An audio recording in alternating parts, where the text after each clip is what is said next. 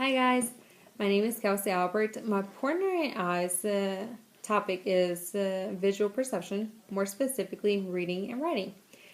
The article I'll be focusing on in this presentation is called Cross-Cultural Similarities and the Predictors of Reading Acquisition.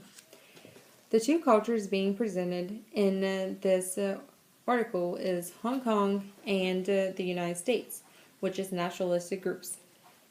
For Group A, which is Hong Kong, is ideological knowledge, traditional, and vertical collectivism. Whereas for Culture B, the United States, is ideological knowledge, traditional, and vertical individualism. Children in Hong Kong and the United States learn at different paces and in different ways. The students in Hong Kong begin to learn at a much early age compared to the students in the United States. The students in the United States begin to learn between the ages of 5 and 6, whereas students in Hong Kong begin to learn as early as the age of 3. The Hong Kong student participants used in this experiment was between the age of 3 and 6, all being in 3 different kindergarten classes. The students in the United States had a mean age of 6.10 in kindergarten and 7.10 in first grade. The sample selected for this experiment was representative of the population that we're hoping to observe. Keep in mind, even though the ages of the participants may vary, it is because students in Hong Kong begin to learn at an early age. Used to conduct this experiment was quantitative research because the data was analyzed through numerical comparisons. The study conducted in this article included 190 Hong Kong students and 128 United States students. Various abilities were tested on the children, such as reading skills, naming, processing speech, visual spatial skills, and phonological awareness. In regards to phonological awareness, students in the United States completed this task using 25 English words and a test of letter sound knowledge. Phonological awareness was completed using 25 English words and 25 Chinese words for students in Hong Kong. The next task being measured was speed naming. Speed naming is being capable of quickly naming a series of items displayed on one page.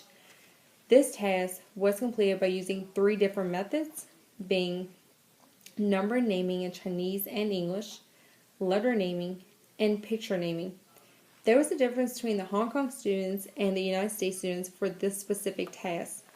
The United States students did not have to name the numbers in Chinese, whereas Hong Kong students had to name numbers in Chinese and English. The fourth test in this article is visual spatial skill. This test was used to measure students' spatial orientation skills. The fifth task being presented to the students in this experiment is called processing speed. The speed of processing relates to the rate at which people can search, retrieve, and compress. The last test in this experiment is called general ability. In this test, the Hong Kong students were administered a translation of the Stanford Binet Intelligence Scale, and the United States students were administered the original Stanford Binet Intelligence Scale. So, in conclusion, the results vary between the Hong Kong students and the United States students. Some of the students were not able to complete the task, especially for the speed and naming test. It was evident more U.S. students were not capable of completing this task. A similarity between the U.S. and Hong Kong students was their performance improving with grade. In addition, the correlations with reading for all students were best for phonological tasks. The authors were being restrictive in their conclusions prior to the model testing. They briefly mentioned the results, but they did not go in great detail. They followed up the experiment with model testing. The model testing was only done with students who had completed data.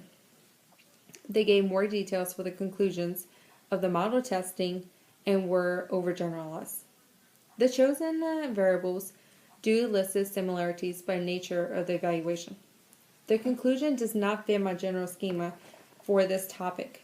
As I began to read the article and learned that Hong Kong students begin to learn at an early age, I thought they would have an advantage and their results would be way higher than the United States students. But clearly, that was wrong. This leads me to change my pre-existing beliefs, and this is called accommodation. I hope you enjoyed the presentation. Thank you.